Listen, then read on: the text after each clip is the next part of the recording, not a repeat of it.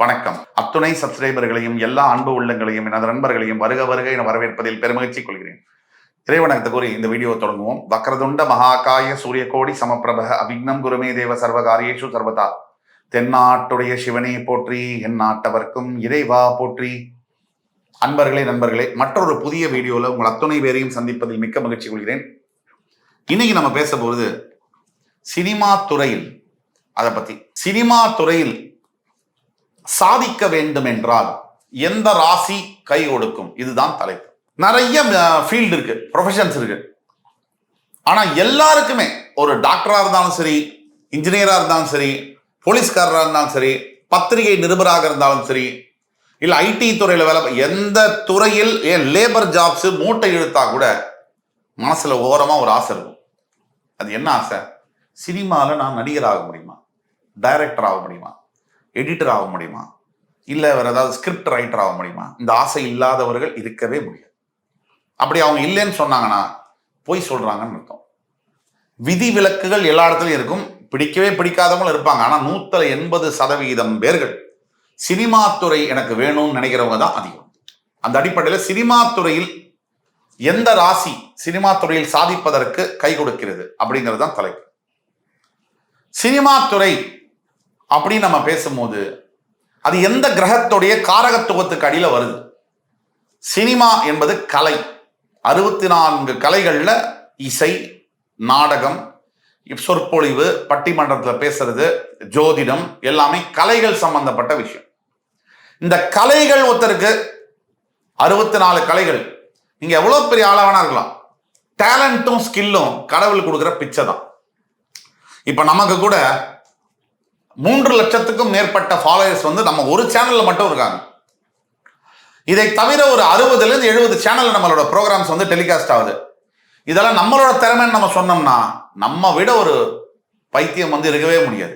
இது உண்மையா கடவுள் கொடுத்த பாக்கியம். இதை போல யாராக இருந்தாலும் கடவுளுடைய அருள் இல்லாமல், அவருடைய பார்வையோ அனுகிரகமோ இல்லாமல் கலைத்துறையில் சாதிப்பது என்பது நடக்காத ஒன்று. எத்தனை பேர் மக்கள்கிட்ட பேசினாலும் மக்களுக்கு ஒரு சிலரை மட்டும்தான் பிடிக்கும். அந்த ஈர்ப்பு என்பது எப்படி வரும்? கடவுள் கொடுக்கிற பிச்சை தான். அந்த கடவுளுடைய ஆசீர்வாதம் பெறக்கூடிய சினிமா துறையில, சினிமா துறை ஏன் அவ்வளவு பெரிய துறையா ஜெயிச்சிருக்கு, விழிந்திருக்கு, உயர்ந்திருக்கு அப்படின்னு நம்ம பார்த்தோம்னா அதற்கு முக்கிய காரணம் சினிமா துறையில் எழுதிய வசனங்களாலும், சினிமா துறையில் பேசிய வார்த்தைகளாலும், சினிமா துறையில் வந்த பாடல்களாலும் மிகப்பெரிய புரட்சி என்பது சமுதாயத்தில் உருவாயிருக்கு. இங்க மட்டும் இல்ல, பல ஊர்கள்ல, பல நாடுகள்ல அது ஒரு மாஸ் மீடியா. லட்சோப லட்ச மக்கள்கிட்ட, கோடான கோடி மக்கள்கிட்ட ஒரே நேரத்துல ஒரு நல்ல எண்ணத்தை விதைக்கக்கூடிய ஒரு வாய்ப்பு தான் சினிமா என்பது. ஏன் தமிழ்ல கூட திரையுலகில் மிகப்பெரிய படங்கள் நீங்க பார்த்துருப்பீங்க. யாருக்கு சினிமா துறையில சாதிக்க முடியும்? எந்த ராசிக்கு அந்த சினிமா துறையில ஜெயிக்கக்கூடிய, சாதிக்கக்கூடிய கை கொடுக்கும்? அதுல முதல் சுக்கிர பகவானுடைய காரகத்துவம் தான் சினிமா துறை. கலைகள் 64 கலை, கிரியேட்டிவிட்டி, இது எல்லாமே சுக்கிரனுடைய ஆதிக்கம் இல்லாம வர முடியாது. ஒரு எடுத்துக்காட்டுக்கு, நீங்க ஒரு லைட் மேனா இருக்கீங்கன்னா கூட சுக்கிரன் சம்பந்தப்படாம நீங்க லைட்டை தொடவே முடியாது. நீங்க ஏதோ ஒரு விளையாட்டு துறையில இருக்கீங்க, சுக்கிரன் சம்பந்தம் இல்லாம இருக்க முடியாது, செவ்வாய் சம்பந்தம் இல்லாம இருக்க முடியாது. ஆக கலைத்துறை, சினிமா துறைனா அதோடைய மொத்த காரகத்துவம் சுக்கிர பகவான். அப்படிப்பட்ட சுக்கிர பகவான் உங்களுக்கு வாழ்க்கையில இந்த பிறப்பு ஜாதகத்துல ரிஷபம், துலாம், மிதுனம், கன்னி, மகரம், கும்பம், இந்த 6 லக்னங்களில் நீங்கள் பிறக்கும் பொழுது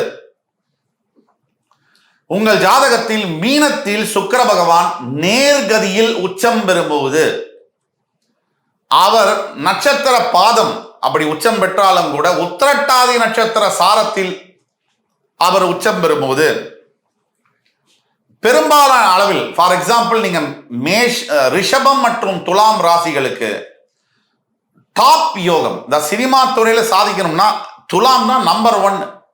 ஏன்? சுக்கிரன் மூலத்திரிகோண ஸ்தானம் அடைஞ்சு ஆட்சி பெறக்கூடிய வீடு.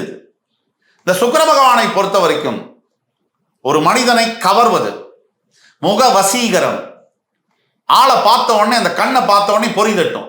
அது சுக்கிரனுடைய ஆதிக்கம். அந்த சுக்கிர பகவான் நினைச்சாருன்னு சொன்னா ரோட்ல பன்னு டீ சாப்பிட்டுட்டு வித்துட்டு ஒரு சிங்கிள் டீக்கு கூட கஷ்டப்படுற ஒரு ஆளை தூக்கிட்டு போய் மிகப்பெரிய உயரத்துக்கு உட்கார வச்சிருவார். பத்மஸ்ரீ பத்ம விபூஷன் ஆக்கிடுவார். அதே மாதிரி ரிஷபராசி ஏன் சினிமாவில் இருக்கணும்னாலே கொஞ்சமாவது முக அழகு வேணும் இல்லையா? முக அழகு இல்லைன்னா கூட சாதிக்கக்கூடிய திறமையினால சாதிக்கக்கூடிய பல அன்பர்கள் இருக்காங்க. பெரும்பாலும் சினிமாவில் பார்க்க, அந்த காலத்துலலாம் சொல்றேன், சினிமாவில் பார்க்கணும்னா ஒரு முகம் ஓரளவுக்கு நல்லா இருந்தால் தான் பார்ப்பாங்க. அது சந்திரன் உச்சம் பெறக்கூடிய வீடு. சந்திர பிம்ப வதனம்னு சொல்லுவாங்க. அழகை சந்திரனுக்கு ஒப்பிடுவாங்க. அப்படி இருக்கக்கூடிய ரிஷபராசியில் இருக்கக்கூடிய சந்திரன் ரிஷபத்தில் இருந்தா தான் ரிஷபம். நீங்க ரிஷபராசி, சந்திரன் ரிஷபத்தில் தன்னிச்சையாக உச்சம் பெறுவார். அந்த உச்சம் பெறக்கூடிய அமைப்பு அப்படின்னா அவங்க பொதுவாகவே ரிஷபராசியில் இருக்கக்கூடிய ஆண்களுக்கும் பெண்களுக்கும் பொதுவாக இதுக்கு விதிவிலக்குகள் உண்டு. பொதுவாக ரிஷபத்தில் இருக்கக்கூடிய ஆண்களுக்கும் பெண்களுக்கும் அழகு என்பது அதிகமாக இருக்கும். அப்படிப்பட்ட அமைப்புல அவர்கள் சினிமா துறையில் சாதிக்கக்கூடிய வாய்ப்பு நீங்க ரிஷபராசியோ துலாம் ராசியோ உங்களுக்கு ஓரளவுக்கு உங்க ஜாதகத்துல சுக்கிரன் வலுவோட இருக்கார் அப்படின்னாலே நீங்க சுக்கிர தசை வரும்போது சினிமால அடிச்சு தூள் காப்புவீங்க. அது சினிமால நீங்க முயற்சி பண்ணணும். முயற்சி மட்டுமே தான் திருவினையாக்கும். உங்களுக்கு சுக்கிர தசை வரணும். ஒரு எடுத்துக்காட்டுக்கு ரிஷபராசியில நீங்க பிறக்கிறீங்க அப்படின்னாலே உங்களுக்கு சுக்கிர தசை முடிச்சாதான் நீங்க ரிஷபராசியிலே பிறக்க முடியும். ஏன்னா ரிஷபராசியில பிறக்கும் போது ஒன்னு சூரிய திசையில பிறக்கலாம், இல்ல சந்திர தசை செவ்வாய் திசையில பிறக்கலாம். அப்புறம் சுக்கிரனோட தசை வராது. அப்படின்னா ஒன்னு உங்களுடைய செவ்வாய் திசை உங்களுக்கு வலுவா இருக்கணும், இல்ல உங்களுடைய ராகு தசை உங்களுக்கு வலுவா இருக்கணும். இது வாய்ப்பு ரிஷபராசி என்பவர்களுக்கு இருக்கு. அதே மாதிரி துலாம் ராசி எடுத்தீங்கன்னா செவ்வாய் ராகு குருவுடைய நட்சத்திரங்கள் உள்ள வீடு. இந்த இடத்துல பிறக்கிறவங்களுக்கு சனி திசை என்பது நல்லா இருக்கணும்.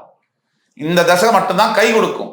ஆக ஒன்னு துலாம் ராசியிலிருந்து சனி உங்களுக்கு சுபத்துவத்துல, சுக்கிரன் சுபத்துவத்துல ஸ்ட்ராங்கா இருக்கும் போது சினிமா துறையில கால் எடுத்து வைக்கும் போது அடிச்சு தூள் கலப்போம், பெரிய ஆள் ஆகிடும், மிகப்பெரிய ஸ்டார் ஆகிடும்.